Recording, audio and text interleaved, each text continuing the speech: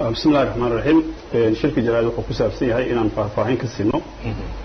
شركة نسيب درادة مانتي كدع مدحتوية النواحي جيدة ويكلوب لهايين قيبة كمدع إذا مدى أمانك دولة الصومالية دولة فدركة الصومالية marka hore anigu ku hadlaaya magaca ciidamada xasilinta caasimada iyo kan dawladda Soomaaliyeed waxaan tacsi u dirayaa intii ku dhimatay waxaan leenahay ehelkii intii ku dhimatay samar iimaan Allah ka siiyo intii ku dhaawacantana Ilaahay ha u gaagdhayo Ilaahay caafiyo waxa shilku shil nasiib daraa ma ahayn isku dhac u shaysan inkastoo la dhihi karo kii hore hadii uu isku dhacaha ka dambeeyo maxaa sababay dawladda Soomaaliyeed waxaan rabaa inaan u sheego dadka Soomaaliyeed inaysan dheelsan doonin dhacdada baaritaan dhab ay ku sameey doonto cid kasta oo qaladkeeda ku soo baxana tallaabo muuqato oo lagu qanco cadaalad waafaqsan laga qaadi doono muddooyinkii la soo dhaafay magaalada howlgallada ka socday runtiina horumar weyn ayaa laga gaaray waa lagu diirsaday nabad ayaa soo muuqatay shilalkii iyo dilalkii iyo weeraradii qorsheysnaa وارجحيسده إن بديت كوقادة جري يعني ولا جهر تجي ولا حكمي بدوينها الصوماليين أو مجالات المقدسة إن واحد جد دجن إلا حد قب الله هولوه السعادي إنه قفصده أصوه كقصان إن بدجلده يو أود يوصمينيس هذا ما كشيل كاس إنه سنروحني يجيب شعب كوكين حرمتي يهوله لودي قاسيس عندونان عندما ده هولها سكول لنا ما dhici doonto in ayaga la isku mashquuliyo marka cadawgu yeesan fariin qaldan in la helo ma rabno hadii ilaahay yiraahdo madaxda qaranka ugu sareysana ayaga naftoodan arrinka ka hadli doonaan guddi waxa loo saari doonaa madax banaan oo sidaba arrinka u soo baara oo arrin nasiib darro ah runtiina dadku waa bini'aadam sidiisa waa dad qalad ka dhiciya marka arrinka qalad laga soo qaado wax qorshe ah ma ahan وانا شل دولة الحياة أو عندما اسكمل وأنا ليه كنا هذا السيد الله فسرنا نبسوجد إيو ملتري أنا ليه كنا عندما حسلين تاكس وقوم بوليس كاي ملتري نبسوجد واسكت لفن لنا عكرنا وحياة هاي عندما ذا ملتري أجد إلى لنا أي وحوجا دقات مدح قرن كهجري عيدا كان هو قل جراسي أو لم فلان سود عي وحي كلا صورة عين وانا سبر وانا البارد وانا دي لا يرادو وعارف أنا فرصة أنا أوفى إليستو waxaa jira dad mas'uuliin ah oo qaarkood dawladda ay ku jiraan oo dharsanaya magaalada dhiban ka dhaco oo maalin kasta dibdhic waa dhahaya maanta qarax ma dhicin maanta magaalada wax lagu dilo oo nimankii shaqadooda waxba ka soo baxaya oo walwal iyo degdeg u qaba in magaaladan dhibaato iyo shil iyo gumad u ka dhaco waxaan rabaa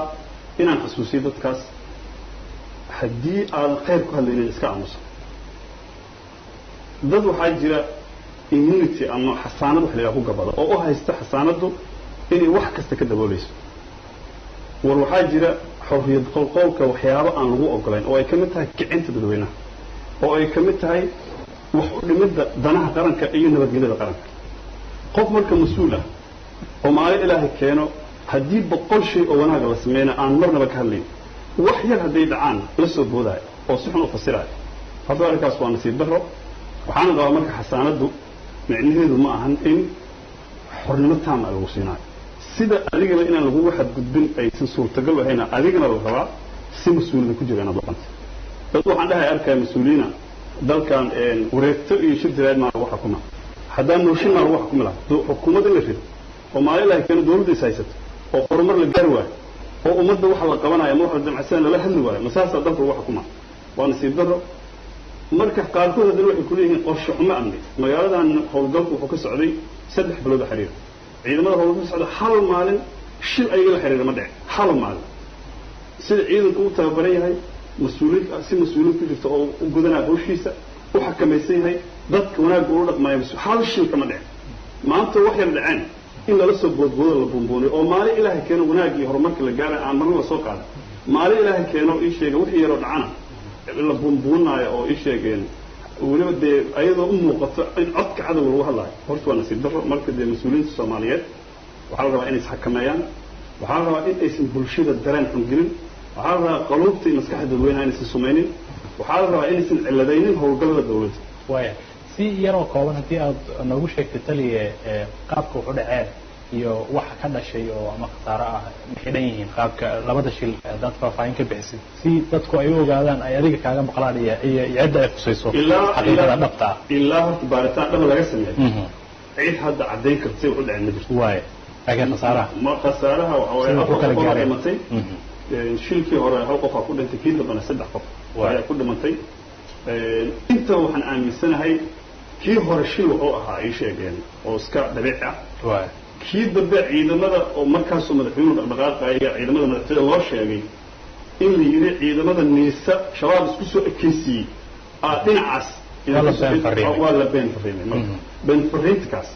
ayaa la sheegay in wuxuu ku dhaceen laakiin waa la baari doonaa laakiin ciidan la yidhi ciidan dawladda oo ay sheegeen maxaan ku dhahaa daraaskood wax wata ina soo wareeraya shilka sidaas horta u dhacay oo iska nasiib darro ah hadda si ayagu ay u qorshaysteen uma dhicin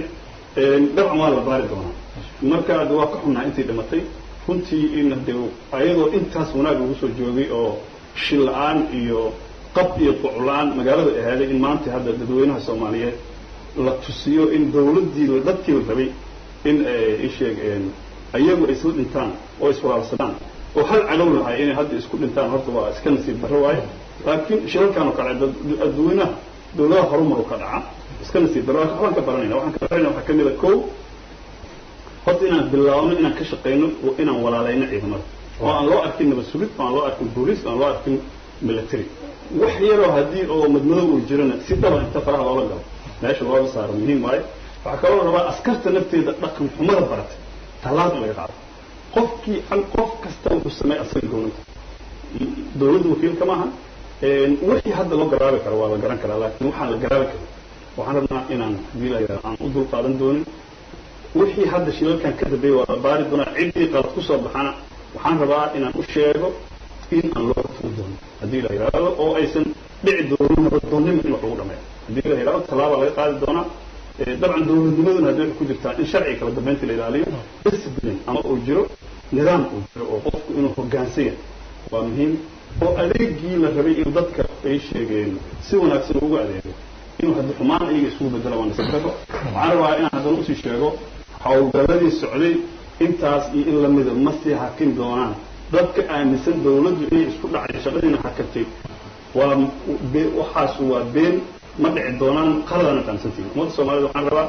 in iyo ciidanka hawlgallada ku jira hawlgalladoodii haddii ilaha yidhahdo inay halkooda kasii wataan madaxweynaha iyo ra-iisul wasaaraha iyo guddiga amniga qarankuna fariintaa lamida ayay gudbi doonaan haddii la yidhahdo marka waa ku dheeraad wasiir soo dhawaan